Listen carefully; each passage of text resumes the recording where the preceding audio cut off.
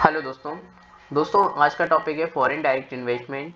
हमने जैसे previous video में डिस्कस किया था फॉरेन डायरेक्ट इन्वेस्टमेंट क्या होता है एंड एफपीआई क्या होता है, that is foreign portfolio investment.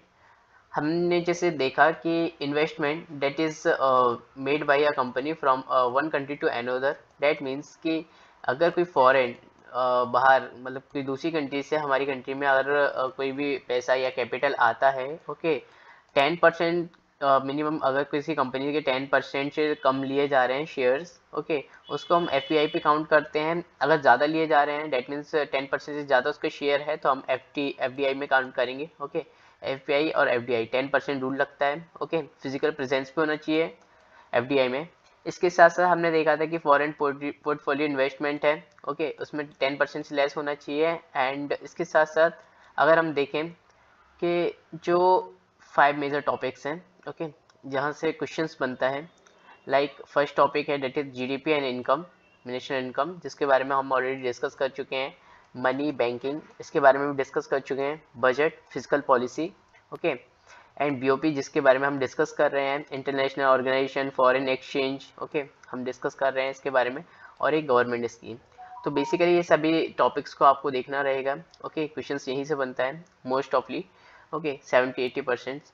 Now अगर हम देखें फॉरेन मनी के बारे में अगर हम डिस्कस करें तो हमारे यहाँ पे अगर कैपिटल आता है तो इससे हमें क्या क्या फ़ायदा है। एक स्किल्स का फ़ायदा है, टेक्नोलॉजी का फ़ायदा है और नॉलेज का फ़ायदा है, राइट।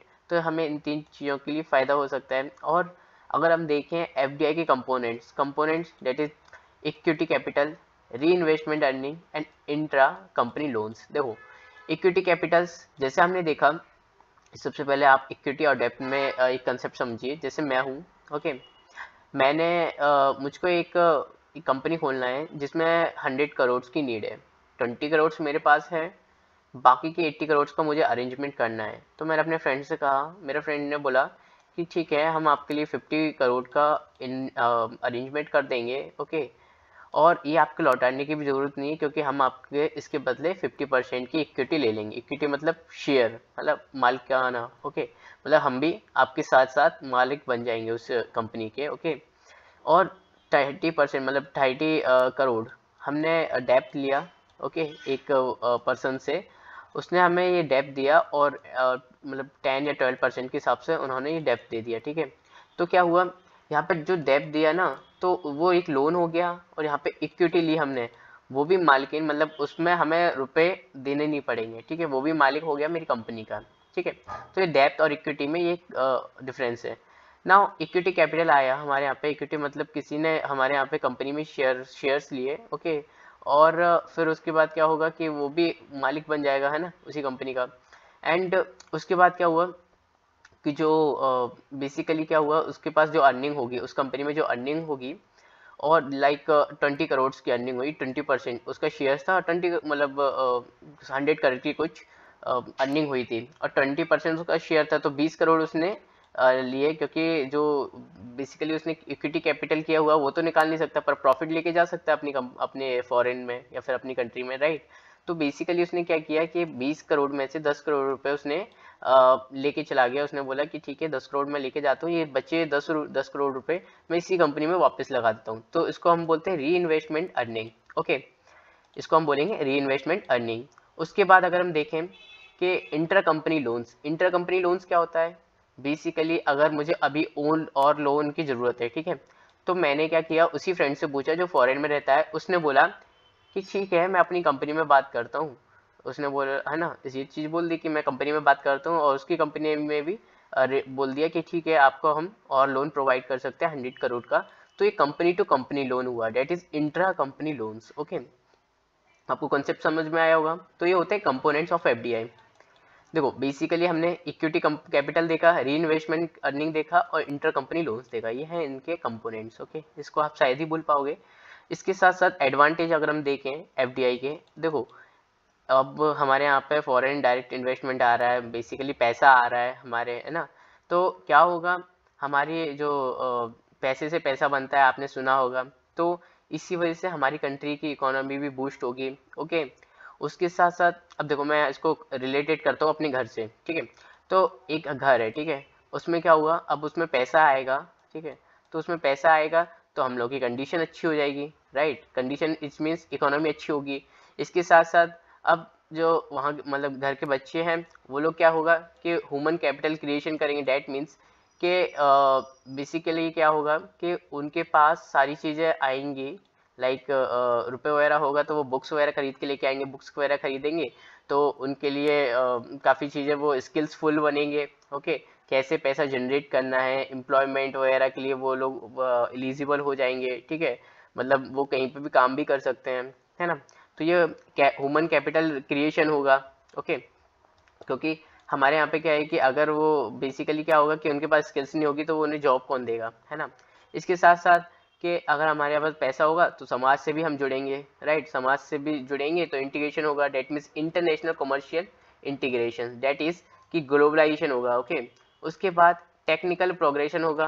देखो अब हमारे पास पैसा है तो हम एसीज वगैरह लेके आएंगे, एसी वगैरह लेके आएंगे, टीवी लेके आएंगे, तो टेक्निकल प्रोविजन होगा। डेट मीन्स कि कंट्री में 4G 5G कनेक्टिविटी होगी। इसके साथ साथ सारी चीज़ें बढ़ेंगी, है ना, टेक्नोलॉजी के वे में, साइंस एंड टेक्नोलॉजी के वे में।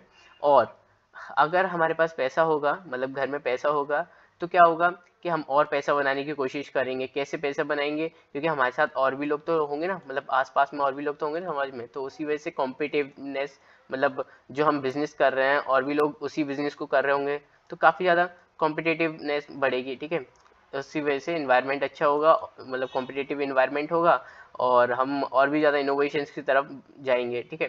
तो ये आपने देखा कि एडवांटेज क्या है एफडीआई की। ओके, डिसएडवांटेज क्या है, देखो अब यहाँ पे आपको with the exchange rate limitation में भी पॉसिबल। डेट मीन्स कि देखो एक्सचेंज रेट में अगर हम देखें क्या होता है कि जैसे मेरा मतलब मेरी कंट्री में, अपने कंट्री में रुपए चलते हैं, ओके, और मेरे जो रुपए हैं, और मैंने क्या किया कि कोई शेयर्स लिए और के डॉलर में। अब क्या हो गया कि डॉलर्स के रुपए, अब जैसे आपको मालूम है ये फ्लक्चुएट होते हैं कि रुपए एप्रिसिएशन होता है, डेप्रिसिएशन होता है, तो ऐसी कोई सर्टेन लिमिट नहीं है। ओके, डेट मीन्स कि डॉलर आया अपने कंपनी में, ओके, या किसी भी कंपनी में आया, और उस टाइम क्या होगा कि डॉलर की डिमांड कम हो जाएगी, डॉलर की जो वैल्यू है वो कम हो जाएगी और रुपये की वैल्यू ज़्यादा हो जाएगी। अब अगर कुछ ऐसी चीज़ें होती हैं कि डॉलर निकलने लगा, डेट मीन्स कि बाहर जो इन्वेस्टमेंट आया है बाहर से, उसमें से क्या हुआ कि उन लोगों ने डॉलर को क्योंकि वो रुपए तो डॉलर में लेके जाएंगे, तो उन्होंने क्या किया, शेयर्स को छोड़े और रुपए डॉलर वापस से लेने लगे, तो डॉलर की कीमत ज़्यादा हो जाएगी और रुपये की फिर से गिर जाएगी। ओके, तो इस वजह से क्या इन्फ्लेशन वगैरह आ जाएगा, तो ये फ्लक्चुएशन काफ़ी है। इसके बारे में डिस्कस करेंगे एक्सचेंज रेट में। ओके, नेक्स्ट टॉपिक है हमारा now decrease in local investment. Date means कि जैसे बाहर का इन्वेस्टमेंट ज़्यादा आने लगेगा तो हमारे लोकल के लोग इन्वेस्टमेंट नहीं कर पाएंगे, राइट। इसके साथ साथ एक्सचेंज रेट मैनिपुलेशन होगी, जैसे कि रुपए और डॉलर की कीमत फ्लक्चुएट होगी, है ना, कोई सर्टेन वो नहीं होगा कि फिक्स है ये। ओके, इसके साथ साथ economies to be very capital intensive. That means कि जो डेवलपिंग कंट्री है, देखो डेवलप और डेवलपिंग कंट्री में अगर हम देखें तो बेसिकली क्या है कि कैपिटल इंसेंटिव है और लेबर इंसेंटिव है। अब क्या होगा, कैपिटल इंसेंटिव में रुपए जाते हैं, राइट, कैपिटल जाता है, और लेबर में भी जाता है। पर लेबर में अगर देखो, लेबर में क्या होता है कि अगर ज़्यादा लेबर में ज़्यादा पैसा नहीं जा सकता, डेट मीन्स क्योंकि वो एक प्राइमरी सेक्टर हो जाता है। कैपिटल में तो रुपए जाते हैं ज़्यादा। ओके, तो उसमें क्या है कि ना सर्विस सेक्टर है ना, ये तो सर्विस सेक्टर है। अब क्या होगा कि अगर पैसा ज़्यादा हो जाएगा यहाँ पे, अगर लेबर इसमें पैसा ज़्यादा हो जाएगा लेबर इंसेंटिव में, तो क्या होगा, इन्फ्लेशन हो जाएगा। ओके, तो ये सारी चीज़ें हो जाएगी कि कैपिटल इंसेंटिव हो सकता है। और अगर हमारी जो कंट्री है वो डेवलपिंग कंट्री है तो फिर क्या होगा ना कि हमारे यहाँ पे लेबर भी है, एग्रीकल्चर बेस्ड भी है और कैपिटल सर्विस भी है। तो क्या होगा कि अगर हमारे यहाँ पे ज़्यादा पैसा आ जाएगा तो फिर जो लेबर इंटेंसिव जो लेबर वाले लोग हैं उनका क्या होगा, क्योंकि एज सच नो अल्टरनेटिव है वहाँ पे, मतलब उनके लिए कोई दूसरा काम तो है नहीं है कि वो कर लेंगे। ओके, और इसके साथ साथ अगर हम देखें कि एफडीआई रूट्स मतलब एफडीआई रूट्स क्या है इंडिया में, कैसे आ सकता है एफडीआई। तो बेसिकली आप ऑटोमेटिक समझ सकते हैं, ऑटोमेटिक रूट है एक। ओके, एक है government route. Automatic route means कि इसमें कोई प्राइमरी परमिशंस नहीं लेनी पड़ती। ओके, प्रियर परमिशन नहीं लेनी पड़ती, जैसे medical devices, insurance, pension. Okay, ये कुछ एग्जांपल हैं। गवर्नमेंट में गवर्नमेंट जो रूट होता है उसमें परमिशन लेनी पड़ती है, ओके, जैसे फॉरेन इन्वेस्टमेंट फैसिलिटाइजेशन पोर्टल, ओके। और इसके साथ साथ बहुत मतलब कुछ कॉम्बिनेशन वाला भी होता है सिस्टम। अब देखो एफडीआई प्रोहिबिटेड है कहाँ पे, इंडिया में कहाँ पे प्रोहिबिटेड है, कौन से सेक्टर में प्रोहिबिटेड है, that is lottery industry, gambling, battery, ठीक है ना, और चिट फंड्स, टमाको सब्सटीट्यूट्स, ओके। इन जगह पे ना एफडीआई एक तरीके से तो पूरा प्रोहिबिटेड है, ओके। क्योंकि ये लोग क्या करेंगे कि प्रमोट करेंगे तो हमारे इंडिया को ही नुकसान होगा, है ना। उसके बाद two sector are not open to the private sectors investment are atomic energy and railway operations, ठीक है, ट्रांसफरेबल डेवलपमेंट राइट्स, ओके।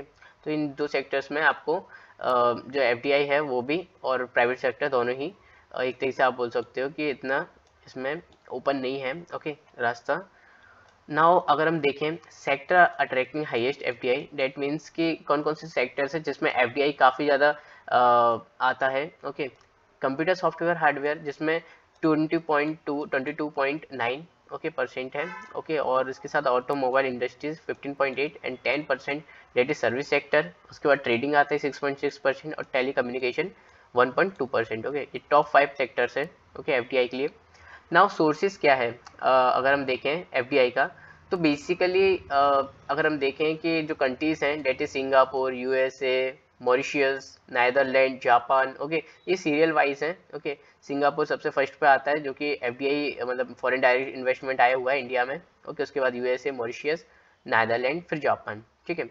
तो आपने आज ये टॉपिक देखा फॉरेन डायरेक्ट इन्वेस्टमेंट का, होपली आपको ये काफ़ी पसंद आया होगा। सो गाइस मिलते हैं अपनी नेक्स्ट वीडियो में नेक्स्ट टॉपिक के साथ। Thank you so much.